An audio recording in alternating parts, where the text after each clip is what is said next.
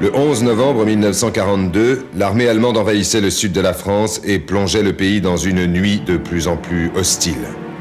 Mais la nécessité de résister gagnait les cœurs. Des feux étincelaient dans cette nuit et la faisaient reculer.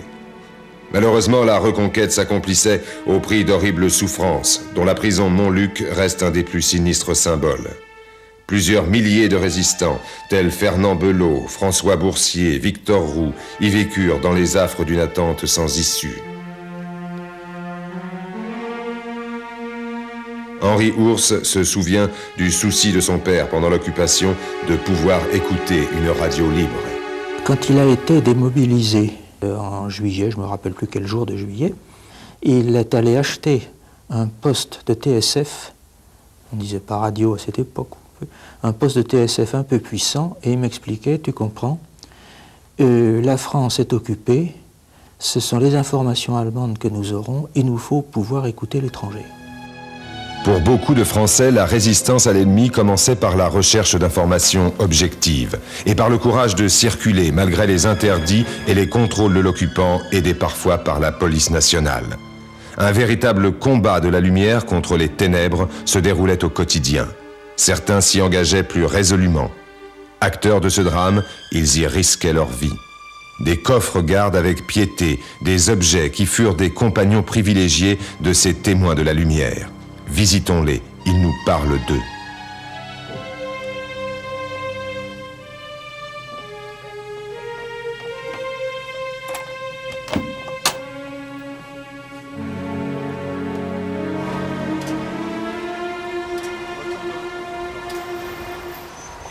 Pour apprécier la place que les étudiants ont tenue dans la résistance lyonnaise, il faut aller en pèlerinage au lycée Ampère et au lycée du Parc. Dans chacun d'eux, un immense mémorial révèle le nombre impressionnant d'élèves et d'anciens élèves qui ont donné leur vie pour libérer la France de l'idéologie nazie. Ces noms gravés dans le marbre rappellent l'extraordinaire éveil des consciences qui s'est joué dans ces établissements scolaires entre 1939 et 1945. Alors, il y avait la maison des étudiants catholiques, la Mecque, on appelait ça la Mecque, qui a joué un grand rôle. Nous y rencontrions là-bas souvent des jésuites, d'autres camarades. Il y avait aussi des professeurs, un professeur comme Joseph Ours, qui a eu le courage, en pleine guerre, de donner à des responsables de mouvements de résistance étudiants des cours sur l'histoire politique. Il avait toujours eu une grande curiosité intellectuelle, aussi bien dans l'ordre de l'histoire que dans l'ordre de la géographie, de la démographie, de l'économie et de la politique, et en même temps de la réflexion religieuse. Et il faisait passer toute sa personne dans son enseignement. C'est comme ça qu'il a pu être un éveilleur.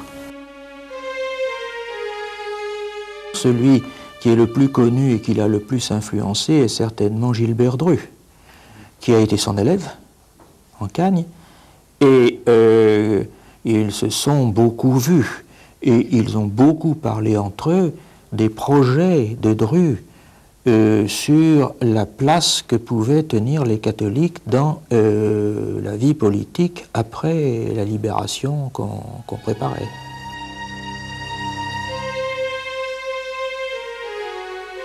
Il y a l'équipe de professeurs de la Cagne de Lyon qui était assez exceptionnelle. Il y avait Jean Lacroix en philosophie et de Bidour en lettres.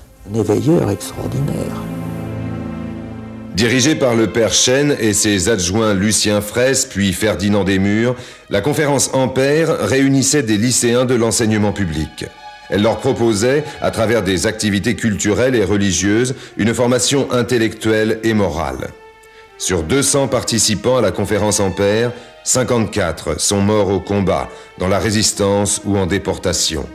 Ces chiffres sont éloquents.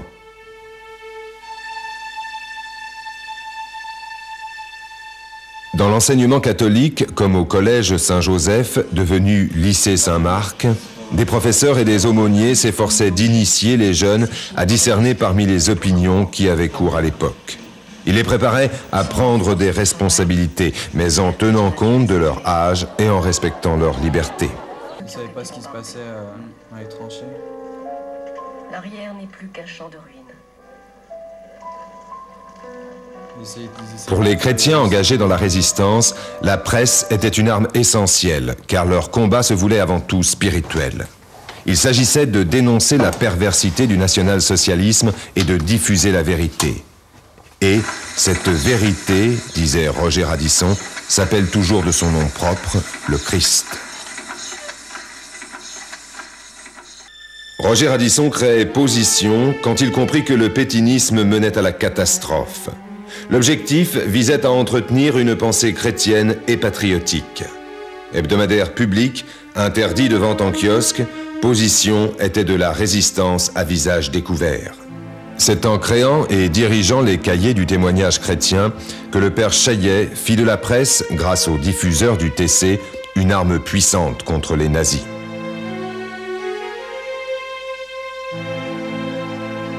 Le père Chaillet, lorsqu'il a retrouvé Lyon au début de 1941, il est immédiatement entré en relation avec des résistants et il a commencé par écrire dans le petit journal d'Henri Freinet, Les Petites Ailes, des articles pour dénoncer le national-socialisme. Il voulait, lui, créer quelque chose. Et là, il y a eu une coïncidence merveilleuse. Le père Fessard, à la demande du jeune père Varillon et de quelques étudiants de Lyon, il a écrit un manuscrit qui devait être un petit tract, mais qui s'est trouvé un manuscrit de 50 pages. Ce manuscrit, il l'a confié au père Chaillet, et le père Chaillet a compris que c'était le premier numéro de ce qu'il allait appeler les cahiers du témoignage chrétien. N'oubliez jamais Eugène Ponce, ça a été l'imprimeur, pas du premier numéro du témoignage chrétien, mais à partir du deuxième, et il a imprimé tous les numéros du témoignage chrétien jusqu'à son arrestation. Il a été arrêté en 1944, mais son arrestation, finalement, aurait pu n'être rien, mais il a voulu rester solidaire d'un jeune artisan alsacien qui avait été arrêté avec lui. Eugène Ponce, c'est un merveilleux homme.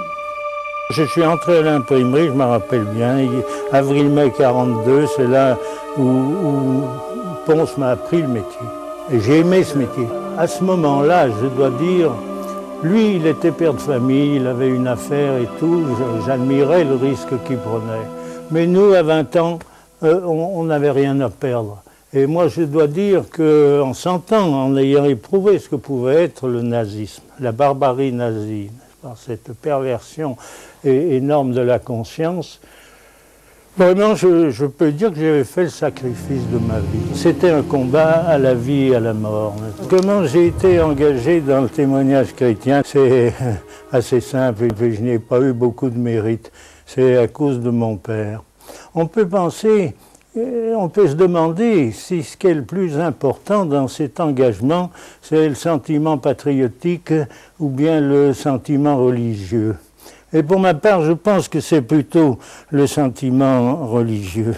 À Témoignage chrétien, je suis entré, j'ai commencé par diffuser, à la fois dans la paroisse Saint-Vincent, c'était facile parce qu'il y avait les boîtes aux lettres, on déposait, on ciblait un peu, on n'en mettait pas n'importe où, et on déposait directement dans les boîtes aux lettres. Quand j'arriverai à Paris, il n'y a pas de boîte aux lettres, je serai obligé de faire une diffusion pratiquement entièrement par la poste.